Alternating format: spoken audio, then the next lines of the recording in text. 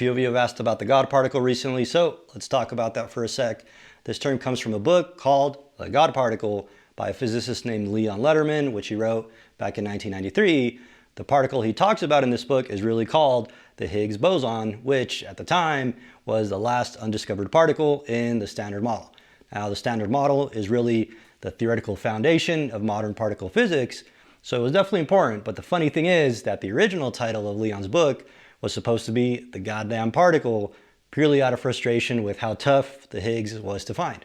Experimental physicists have searched for it for decades, and it actually didn't even get discovered until 20 years after the book was published in 2012.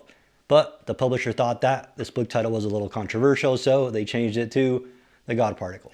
So even though you still hear this term used in movies and so on today, the reality is that no physicist really uses it, and we aren't really crazy about it, to be honest, since it has no relation to your traditional concepts of God, and people tend to misunderstand that.